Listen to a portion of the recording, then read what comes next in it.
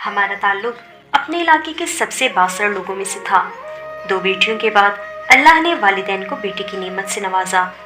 मेरे वालिद की खुशी का ठिकाना ही न था। मेरे वालिद ने बेटी की खुशी में गांव में रहने वाले हर शख्स को दावत दी।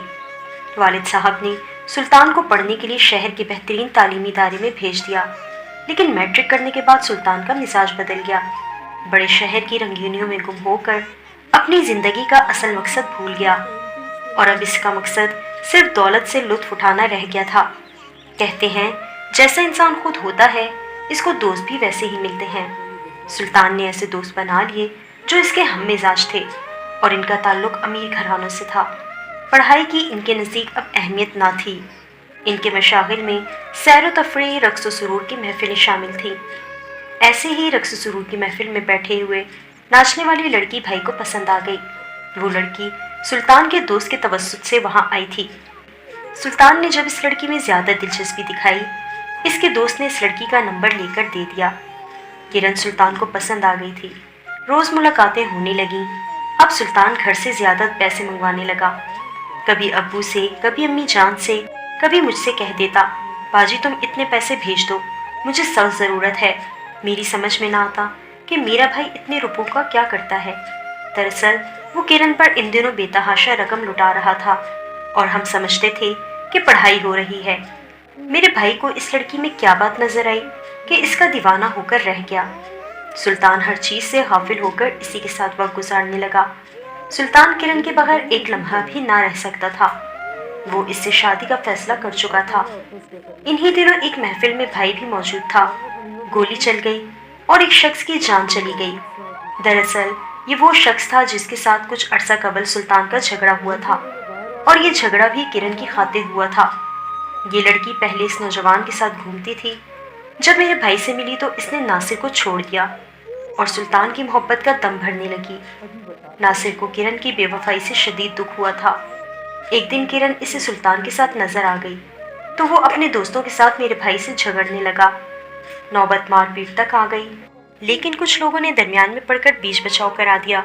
ये झगड़ा गाने की महफिल में हुआ था, लिहाजा सभी शायकीन जान गए कि किरण झगड़े का असल बाइस है और इन दोनों में इसकी वजह से रकाबत चल रही है। एक रोज़ ऐसी ही एक महफिल में नासिर को गोली लगी तो कुछ लोगों ने मेरे भाई का नाम पुलिस को दे दिया कि नासिर का सुल्तान से झगड़ा था। मुमकिन है इसने इस नौजवान का काम तमाम कर दिया हो। पुलिस मेरे भाई को तफ्तीश के लिए थाने ले आई।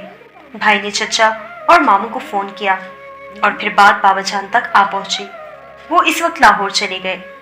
उस दिन अम्मी जान रोते रोते निढाल हो गई थी और हम सब बहनें, कज़न्स वगैरह सारा दिन सुल्तान के लिए दुआएं करती रहीं कि खुदा करे ये इल्ज़ाम गलत साबित हो और इसे बाइज्जत रिहाई मिल जाए। हमारी दुआएं कबूल हो गईं। बाबा जान ने जाकर मसला हल करा दिया। यूं सुल्तान जेल जाने से बच गया। अब वालिद नहीं चाहते थे कि वो वहाँ रहे, मगर भाई ने मिन्नत समाजत से बात मनवा ली कि वो सालाना इम्तिहान देकर आ जाएगा। इसकी पढ़ाई मुकम्मल होने तक बाबा जान इसको लाहौर में क़याम की इजाज़त दे दे। कहते हैं इश्क का कोई इलाज नहीं। इतने बड़े खतरे से जान छूटने के बाद चाहिए तो ये था कि भाई मोहतात हो जाता और दोबारा किरण की तरफ रुख ना करता। किरण से भाई ने ताल्लुक़ ख़त्म ना किया।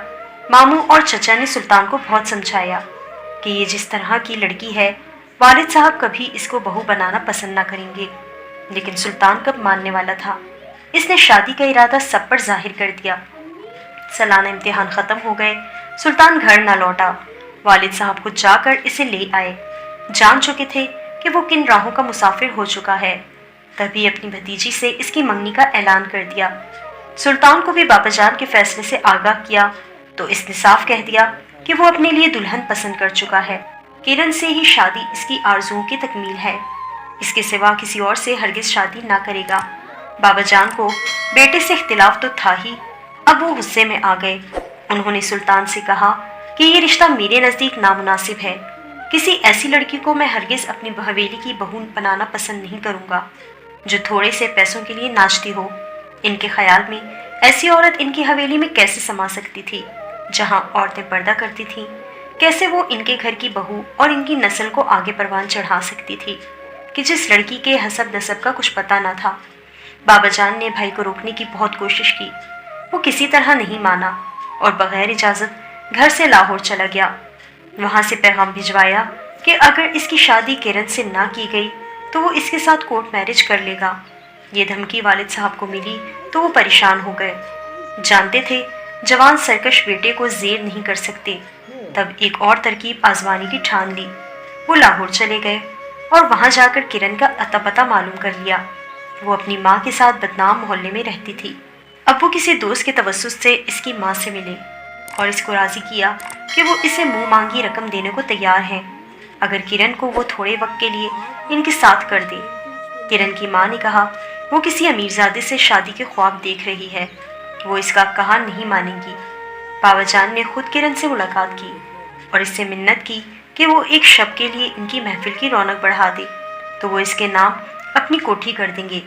लम्हा भर को इस लड़की ने सोचा कि क्यों ना मैं ये सौदा कर लूँ। एक रात की तो बात है, ऐसा मौका फिर नहीं मिलेगा और ये कोठी मैं अपनी माँ के नाम लिखवा लूँगी। वो दर बदर होने से बच जाएंगी और तमाम उम्र सुकून से रहेंगी। इसने बाबा जान के सामने ये शर्त रख दी कि आपकी महफिल में आऊँगी और वहाँ आपके चंद दोस्तों के सिवा और कोई ना होगा। बाबा जान ने ये शर्त मंजूर कर ली। उधर जब सुल्तान को मालूम हुआ कि इसके वालिद आ गए हैं, वो रिहाइशगाह से निकल गया और दोबारा नहीं आया, क्योंकि इसका ख्याल था कि वालिद अपनी भतीजी से शादी के लिए इसको मनाने लाहौर आए हैं। बाबा जान के आने की इत्तला सुल्तान को मुलाजिम ने दी थी। जिस शब महफिल थी, अब्बू का ड्राइवर किरण को लेकर कोठी पर जाने लगा। रास्ते में नासिर के भाई और दोस्तों ने फायरिंग कर दी।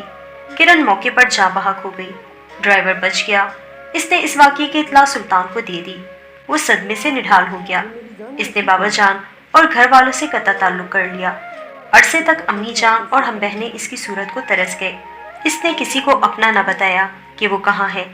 1 साल के बाद बड़े मामू को सुल्तान के एक दोस्त ने बताया कि आपका भांजा अपने दोस्त के साथ रहता है। मामू इसे मनाने गए, लेकिन वो दुनिया और माफिया से बेखबर सुलगते सुलगते नीम जान हो चुका था। बड़े मामू ने अबू से कहकर इसके अकाउंट में काफ़ी रकम डाल दी ताकि वो किसी का मोहताज ना रहे। अम्मी जान को भी तसल्ली दी कि गमज़दा ना रहा करो, तुम्हारा बेटा जहाँ भी है खैरियत से है, एक रोज़ इस गम से निकल आएगा। लेकिन मेरे वालिद ने सुल्तान की जुदाई का रोग दिल पर लगा लिया। वो बीमार रहने लगे। मामू और चचा सुल्तान के पास गए। भाई को अब्बू की तबीयत का बताकर साथ घर जाने का कहा। भाई ने खुद गर्ज होकर जज्बात में आकर कह दिया, मेरे वालिद को कुछ भी हो जाए, मैं घर नहीं जाऊंगा। सुल्तान ये समझ रहा था ये सब वो उस शादी के लिए कर रहे हैं, लेकिन सुल्तान की इस बात पर चचा को गुस्सा आ गया। चचा ने भाई पर हाथ उठा दिया। मामू ने बीच बचाव कराया। चचा ने गुस्से में आकर अब्बू से कह दिया, सुल्तान ने कहा है मेरे वालिद मेरी खुशियों के कातिल हैं, अब मेरा इनसे कुछ भी लेना देना नहीं है। मेरे अब्बू पहले ही बेटे के सदमे की जुदाई में थे, इस बात ने इनकी जान ही ले ली। वालिद दुनिया से चले गए।